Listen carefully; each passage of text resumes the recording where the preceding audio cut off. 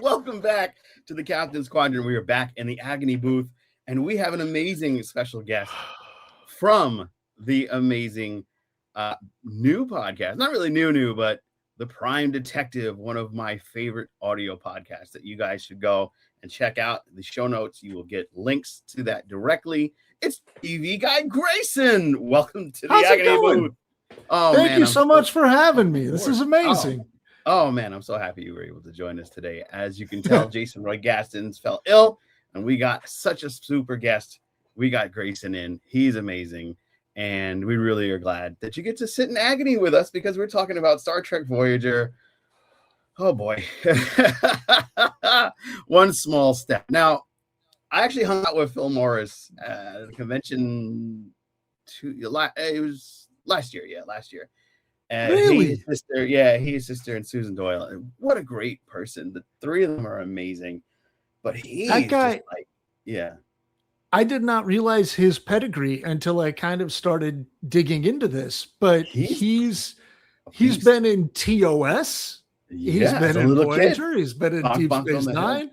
Yeah. I mean, he's like Trek royalty.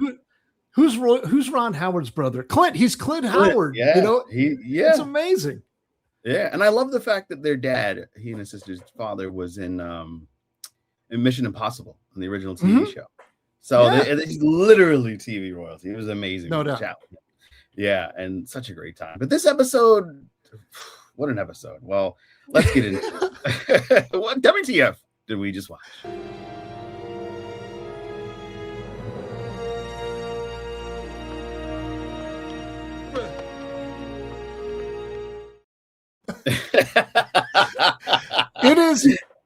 It's the blurred hiney at the end. That is, you guys always go off on the blurred hiney.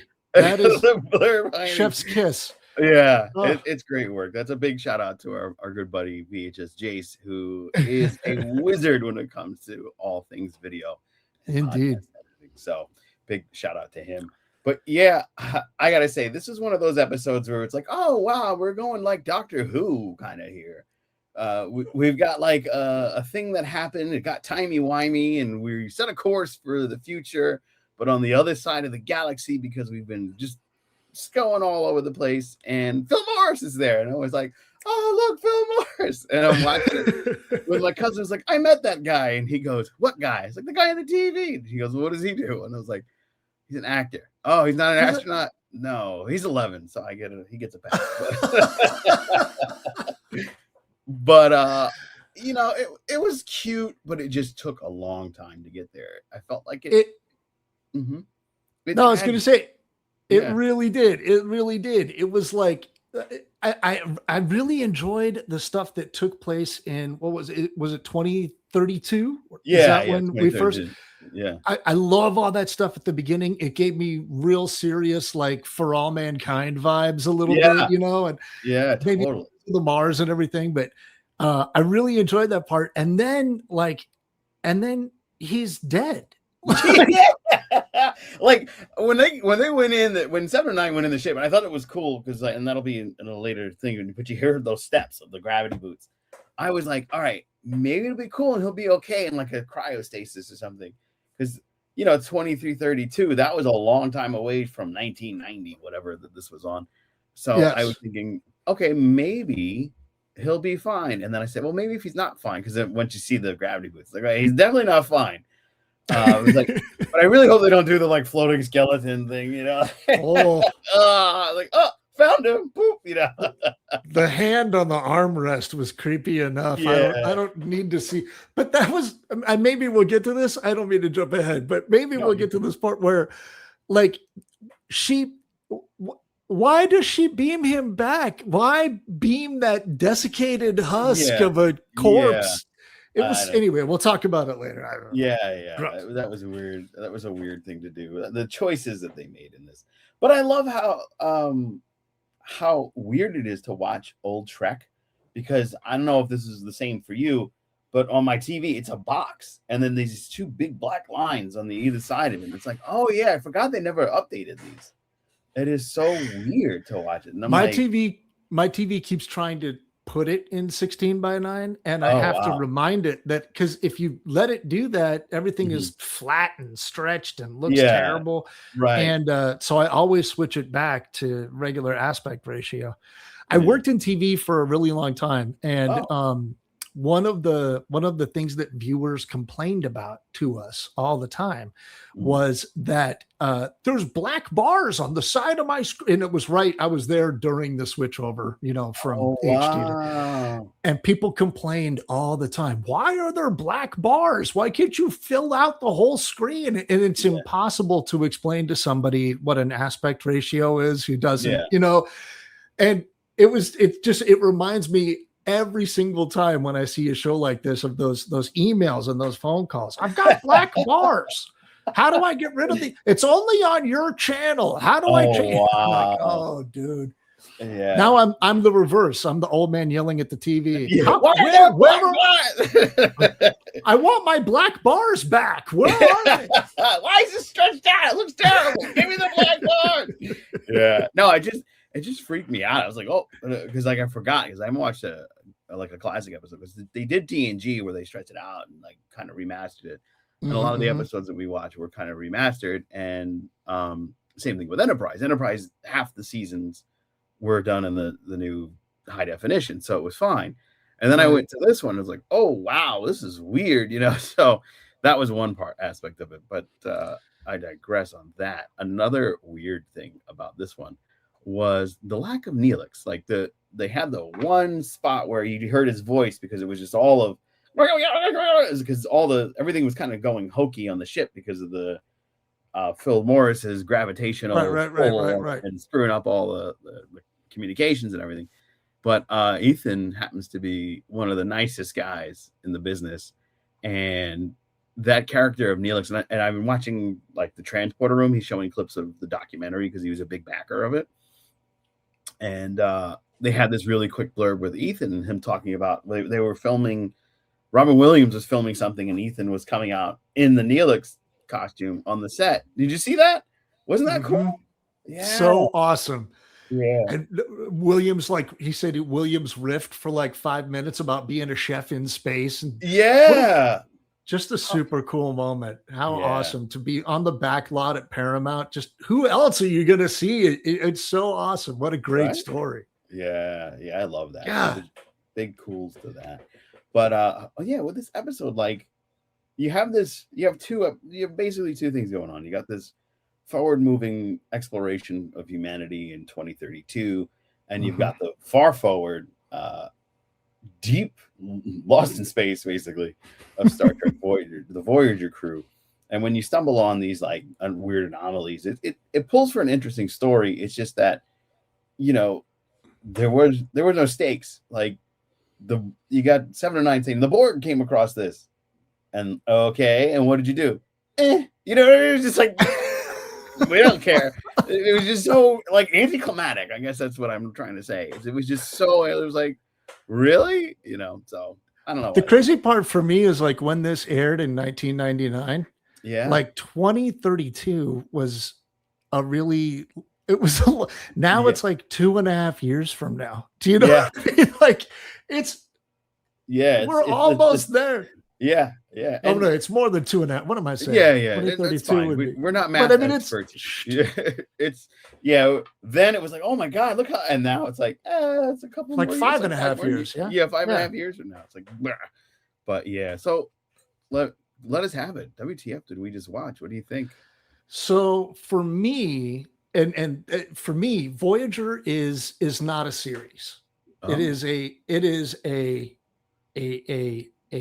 volume of short stories, because each episode really has absolutely nothing to do with what happens in the next episode. We're never going to talk about this mission to Mars ever again, right? Yeah. We're never going to talk about the ellipse or whatever the thing was called. We're never going to talk about that again.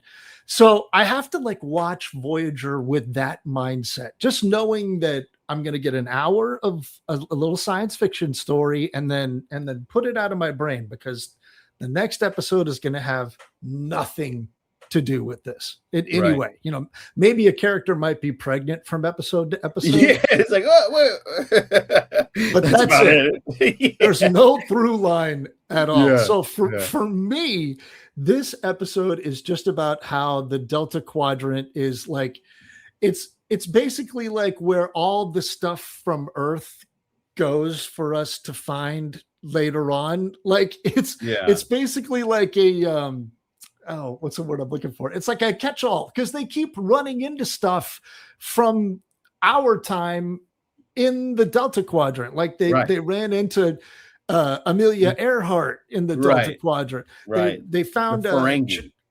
The Ferengi. They found the Chakotay's symbol of his people on some random moon somewhere.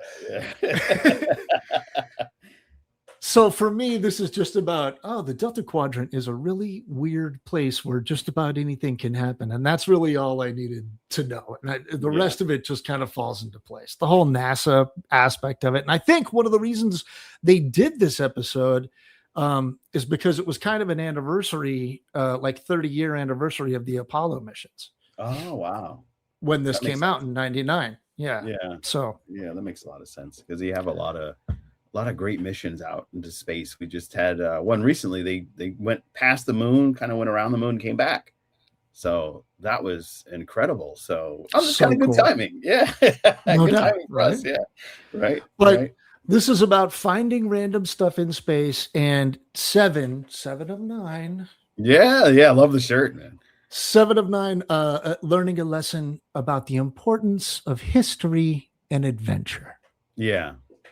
She another thing that bugged me about this is the doctor gives her this like awkward camera, and you're figuring, well, our phones are our cameras now. Like it's so small, and then he's got this ginormous thing, and you're like, what? That's a camera?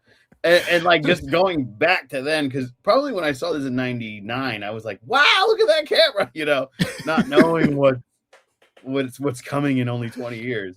But I had to retcon the camera in my brain because I think he calls it a hollow imager.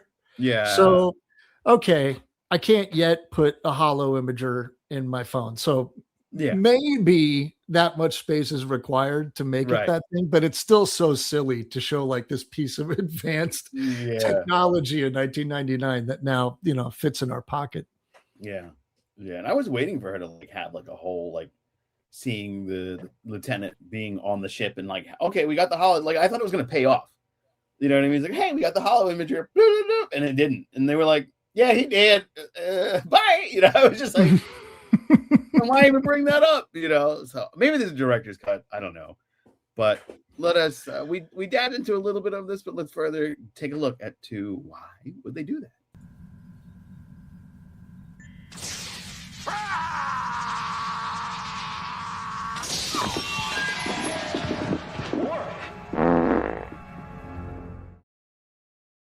Yes, Worf, the double fart from Worf. Poor Worf. He can't go near barrels and the cars.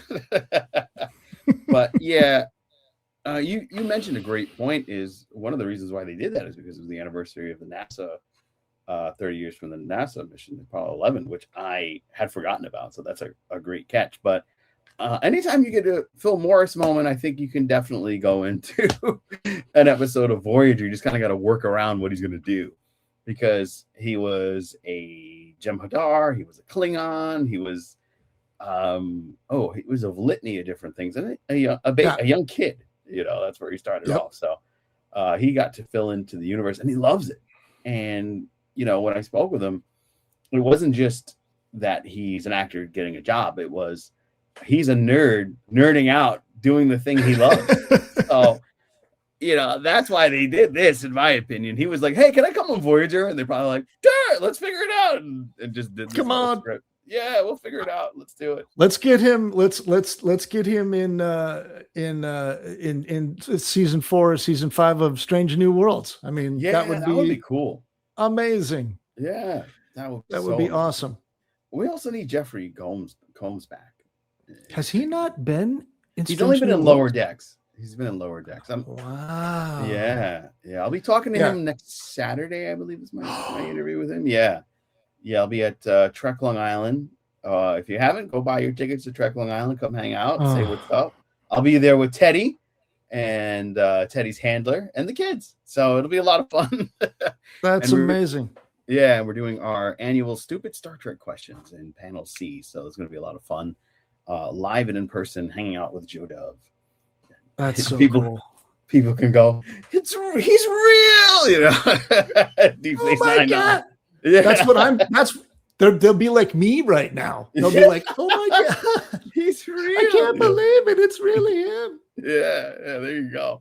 But yeah, I mean, I know a lot of it was to flesh out the character of 7 and 9 and give her some other exploration and kind of really build on the character that she had been growing into since her arrival on the show. But it was an interesting way to throw it together with this strange anomaly. And the strange anomaly looked like did you ever see Interstellar? The yeah, it kind of had that same look where it was like that whole hue, and then they had like the opening. It kind of had that same development to me, and I was like, oh wow, Matthew McConaughey's going, all right. But instead of Matthew McConaughey, it's Philip Morris.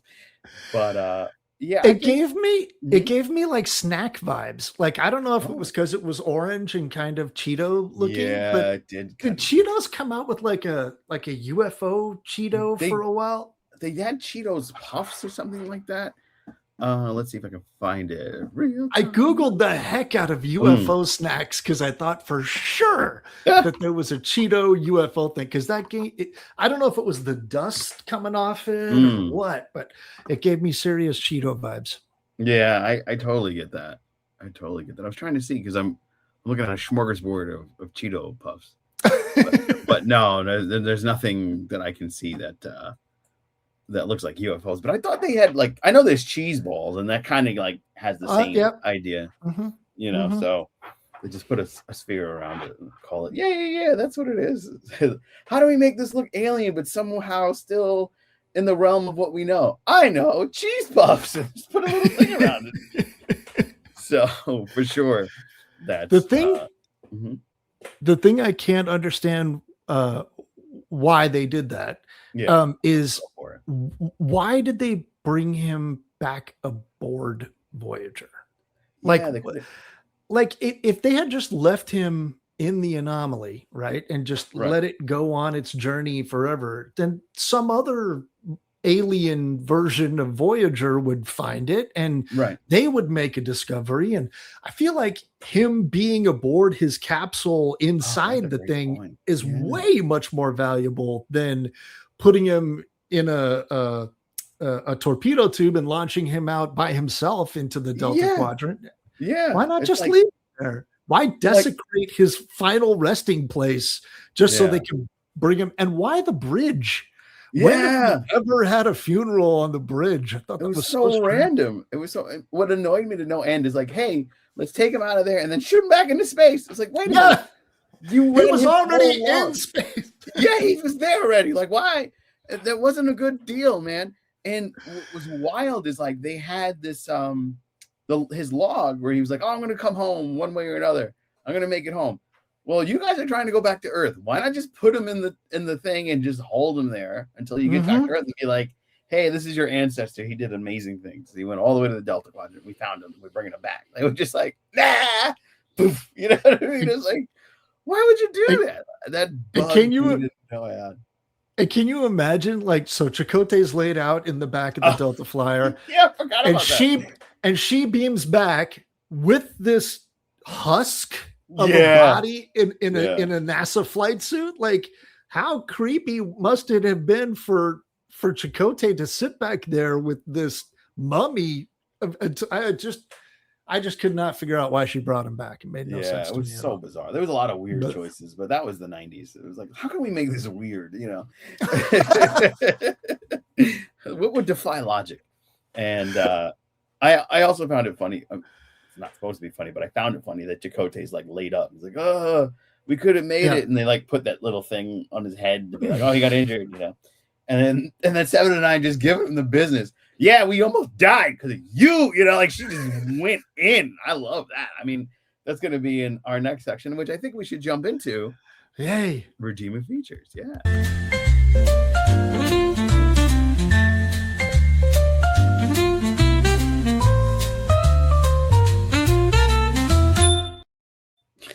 Big thanks to Synthetic Ensign for that little ditty. We appreciate the music back on that one. Ironically, a Voyager clip. Kind of aligned. Everything aligns this week.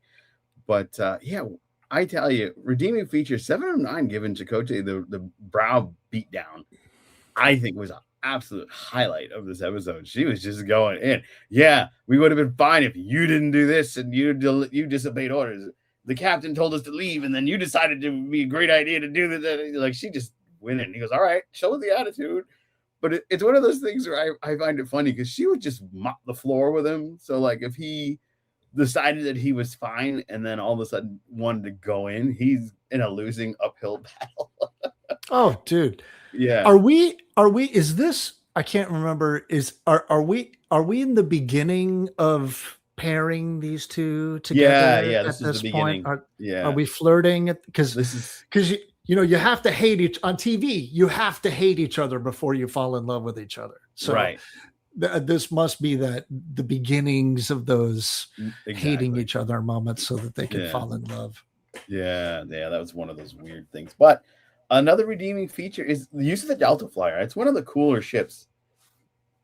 Voyager always looked cool from the front shots, but those top views and the side views, because of those tiny nacelles, and I was always like, this just isn't aerodynamically fizzled, But the shots from this one made me appreciate Voyager a little bit more. Like when one of the best redeeming features is when the Voyager's trying to catch up with the anomaly, and they run that tractor beam in the anomaly to pull out the Delta Flyer. That was cool. I thought that was so cool. But the look and the design of the Delta Flyer is so cool. And I'm surprised that they didn't just have a spinoff like Star Trek Delta Flyers, some type of buddy cop show with Tom and Paris. I always thought it was funny that the Delta Flyer looks a little bit like the ships that the cadets are flying in the TNG episid with Wesley, where they do the Culvert Starburst and wasn't he in that? Robert Picardo? Yeah, no, exactly. Not Picardo. Duncan, and not Beltran either. Yeah, no, Duncan. Yeah. He was. Yeah, he played the asshole. Sorry, right. The bad guy in that one. Yeah. He played the Billy Zabka character in that. Right. He was Nick Locarno. Nick Locarno. Yes. But those ships always remind me of the Delta Flyer, which I always think is funny because that's the ship that Paris ends up building as his alter ego end up using. Yeah. So that's a nice callback. I didn't even catch that. And now that you mentioned the Delta Flyer does look a lot like it. It's totally a TARDIS too, because whenever they need more space, it just appears in the Delta Flyer. Like that whole back section just showed up one day. It was oh look, we're gonna do more stuff. We're gonna get in the Delta Flyer, and then Harry Kim, the Forever Ensign, is going to go in the future and come back in time and save everybody through the Delta Flyer. Oh, I see, new plot point. But there was a lot of enjoyment. Of course, seeing Phil Morris just on TV. He's the Forrest Gump of Star Trek. He's just in the background on everything. Yeah, I met 7 of 9. She was nice. She took care of my body. I don't know why. I'm already in the tomb, but it was a lot of fun seeing him fly around, and then those moments where he's in his ship, kind of like in zero gravity, just floating around as they're going through his backstory and how it all came to pass. And I thought there was a lot of fun moments. But go ahead, let us know, what are your redeeming features on this one? So I had Phil Morris as my main redeeming feature. Yeah, I mean, just what a cool and I honestly did not know his pedigree until you asked me to join you for this, and I did a little research. I really didn't know that he'd been in TOS. I still think that blows my mind that he was in TOS. What a cool history that guy has. And his dad was in Mission Impossible. You said it earlier, Mission Impossible. With Nimoy, right? Was Nimoy in? Was Nimoy in that? Really? They're telling me something I don't know. Probably. Like in the original series, I think him and Nimoy were. I could be wrong. Please don't yell at me, internet, if I'm wrong. I'm sorry. Don't worry. But I think his dad and Nimoy acted in something together. But just Leonard Nimoy was Paris, ironically. Cool. Not Tom Paris, but Paris. Look at that. That's a great catch, man. Wow. TV great. That's why you're TV guy Grayson, man. TV guy Grayson. That is amazing. I would have never. But yeah, just a cool thing to I don't know. There are certain threads in Star Trek that are just fascinating. And once a show's been on and has as many episodes of Star Trek does, there's always something that connects it to something else. You're always 1 degree of separation from an actor from any episode of Star Trek, I think. True. But it's one of the things, not to tangent and not to get too self-promotional, but that's one of the reasons why I started the Prime Detective, was because there are so many stories in Trek that kind of bleed into the real world and vice versa. Like my show's all about true crimes, strange connections and cultural controversies, or strange coincidences and cultural controversies. My elevator pitch sucks. But well, don't worry, you're going to get another chance at the aftermath, so don't worry about it. But it was just really, really cool to be able to dip into this and find one of those strange connections, that I'm always looking for. So he's definitely my biggest redeeming. And then the other thing, Voyager rarely does this to me, and baseball never does this to me. Oh, but I got a little teary at the end. Really? When Seven put her hand on the casket, because she said the only thing I regret is not finding out who won the World Series, and Seven puts her hand on the casket and goes, "It was the Yankees." 6. And I was like, "Oh, Seven, that's so sweet." That was so sweet. That was redeeming for me. She got me. Sure. She got me good. Yeah. That was a very good.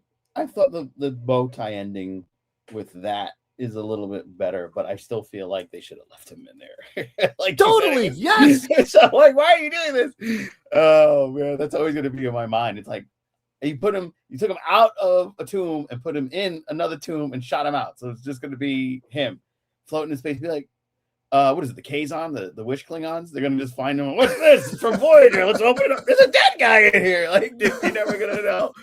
They're like, what? What did they do that for? Like, you know what? If there were plans to like bring him back as a character, like a bad guy, like a Seska or something, the Kazon find a way to clone him from his DNA, and the final season, the season cliffhanger is suddenly he shows up on the screen and is like, "Voyager, I'm back. You saved me," or something. Like if there was a plan to incorporate his character again somehow, then maybe pulling him out and pushing him back in makes sense. But it doesn't make any sense. It doesn't work. Especially since they just was like, he's not coming back. But that was cool, like that whole moment where you're seeing the torpedo come out of the. That was neat. That was a neat shot. I was enjoying that. Yeah. Yeah, because I do like the deflector dish of the Voyager. I think it's really cool. It kind of reminds me of like Unicron, because it has that like open. It has like that weird almost eye or mouth opening. You know what I mean? Whereas like some of the other ones don't have that. There's like a little tube or it's like a glowing thing, but that one was really cool. And it's kind of. It's asymmetrical, right? It could fold right into itself for sure. Yeah, it's really neat. Yeah, a great design. I think Doug did that one, Doug Drexler.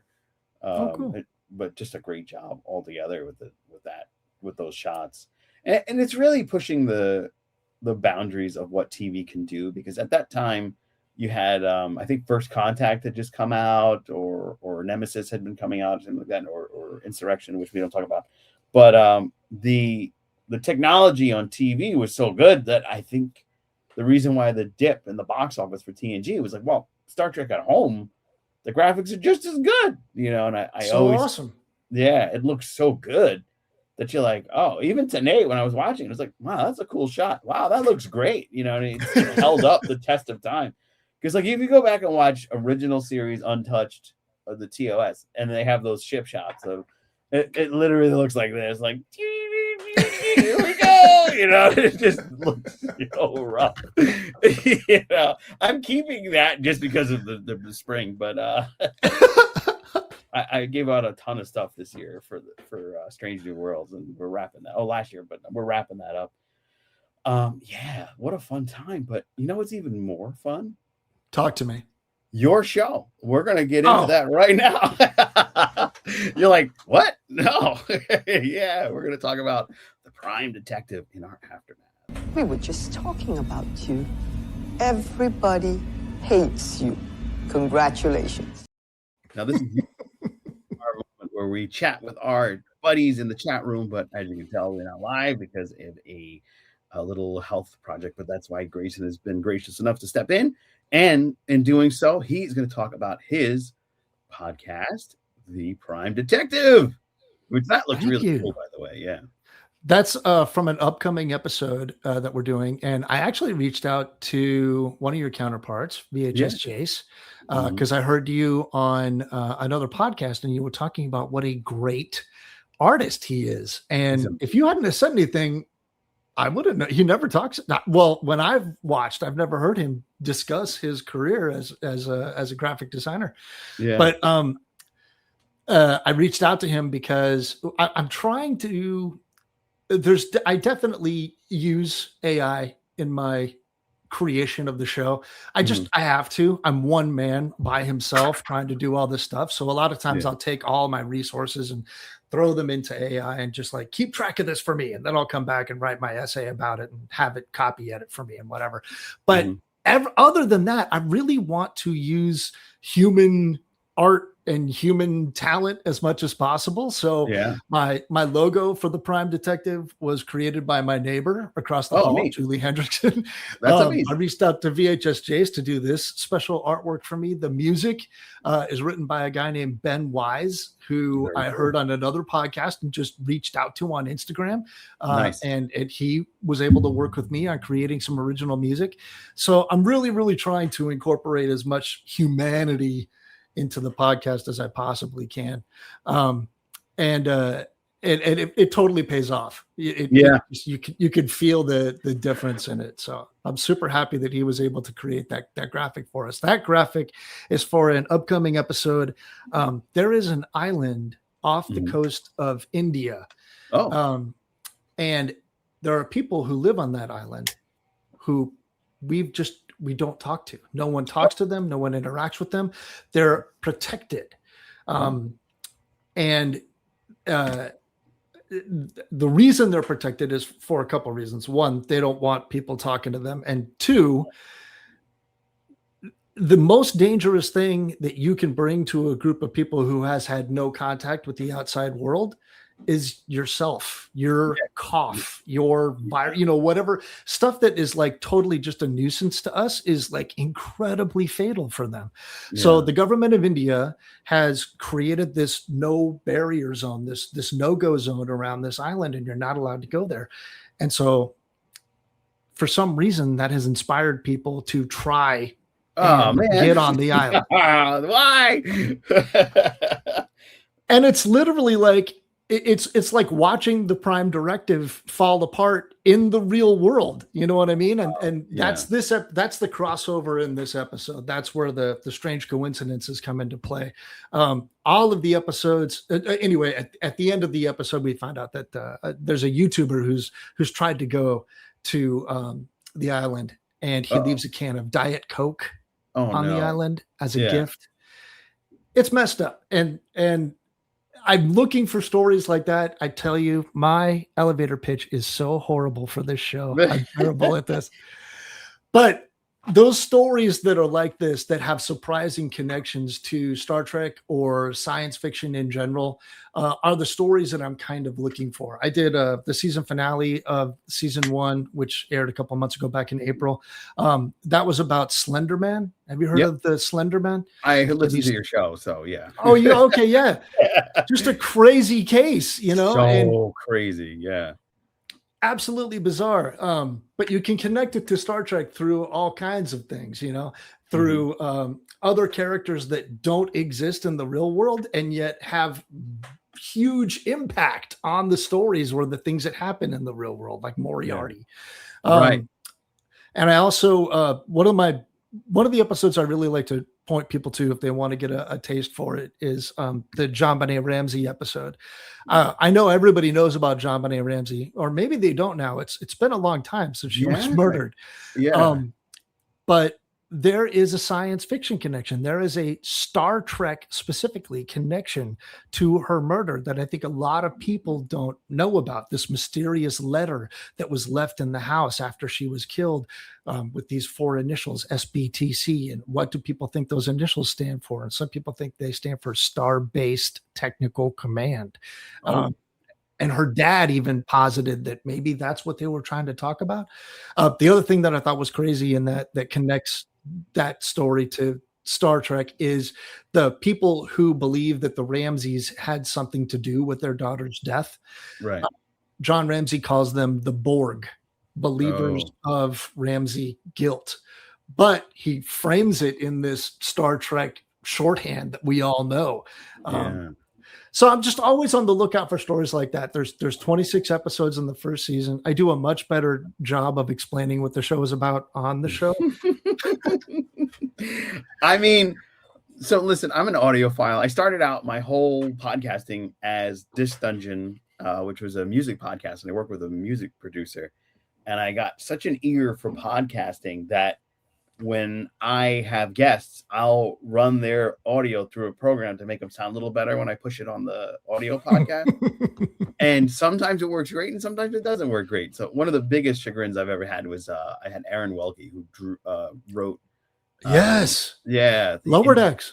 Oh, no, not Lower Decks. No. Prodigy. Prodigy. Yeah.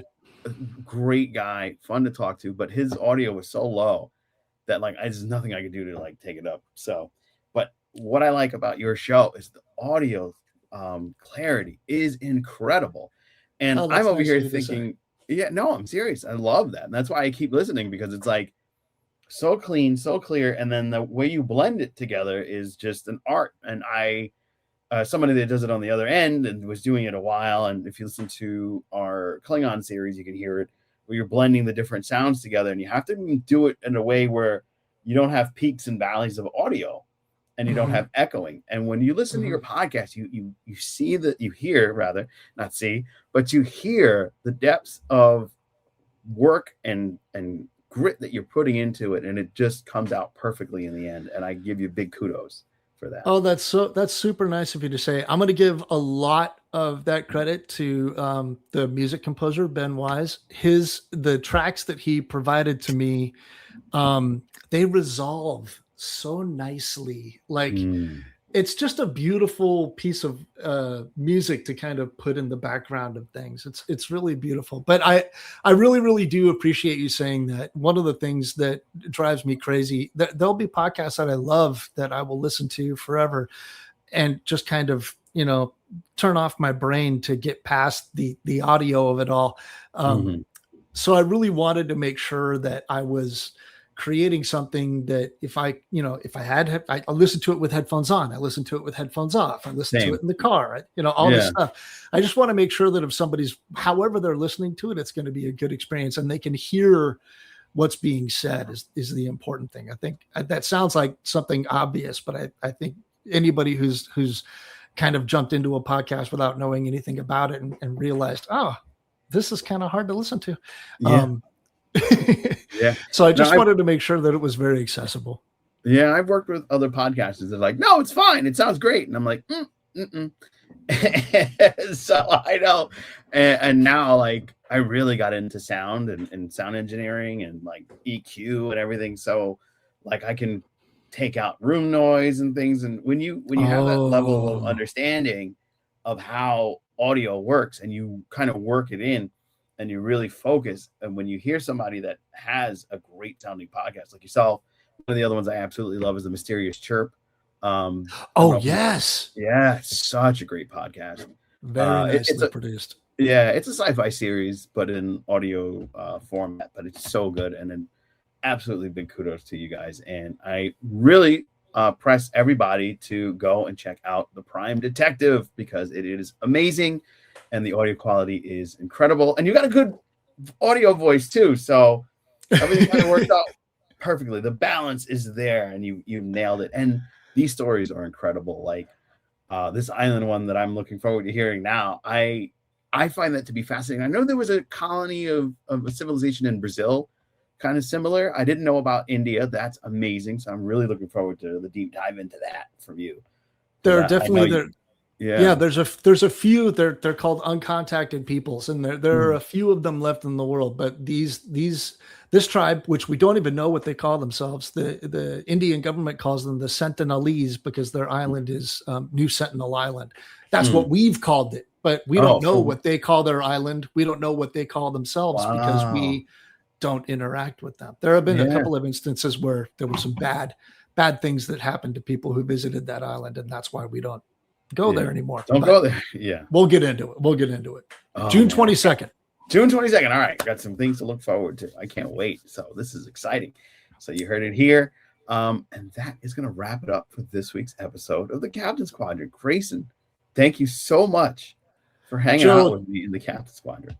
Thank you. It's an honor to be here. I have been a fan for a really long time. You and I have been friends on social for a really long time. And so this is an honor to meet you. It's an honor to be here. I'm sorry that Jason's not feeling good, but I'm a huge fan of his as well. So hopefully I'll get to come back sometime and all three of us can chit chat. Absolutely. We'll probably even do well, as Worf would say, we'll get the other Jason. He'll make it a 4-way. Oh my god! We'll have a lot of fun. Maybe we get a stupid Star Trek questions going or something like that. Be a lot of fun. So be sure to check out Grayson's podcast on the 22nd. But catch up now. You can go and listen to all the available episodes on wherever you listen to your favorite podcasts. This is going to be an exciting one that comes out. If you missed us last week, be sure to check out our Wormholes episode, Fringe. Oh man, such a good show. That show was amazing. I wish they would have kept it going. That could have been on longer, if they would have just once they wrapped up the whole space-time rift thing and patched that up, they could have just gone on with stories still. I think that would have been kind of cool with the Olivia and Josh show. That would have been fun. The Olivia and Peter. Of course, check out Jason Roy-Gaston as he gets better. You can go check him out on The Boys season finale on his channel, Jason Roy-Gaston's channel. Yeah, somebody using AI pretty well there. You can check out our big supporting thing that we're doing is the Get Me Doug Jones Kickstarter. Go check out our conversation with Doug Jones and Derek Mackey, excuse me. A lot of great conversation. They're working on a documentary about Doug Jones, who's our modern-day Boris Karloff. He's been in so many movies. Sometimes you don't even know he's there because of all the prosthetics, but he has a wonderful career that needs to get its just desserts. He is a fantastic human being, and I think that you definitely want to get that going. I want a hug from him. I hear he gives great hugs. Greatest hugs. If you listen to the episode, you hear the story of me chasing him across the United States to go and meet him. Not literally, but I was at this con. I missed him, and I was at the con that I was in, and I missed him there. So I finally got him in STLD. But lots of fun there, and of course, on the Jason Roy-Gaston channel, our buddy VHG is talking about, he's doing a movie series about the 90s. So check out all the fun things that are going on there. And at the tobeseen.com channel, it's the other channel that I run, talking about Invincible season 4. I tell you, that is not Freddie Mercury, I promise. And we're having a blast talking about comic books and other genres, a lot of pop culture and music. Grayson, again, thank you so much. And we're going to do our beautiful roll to all our wonderful patrons.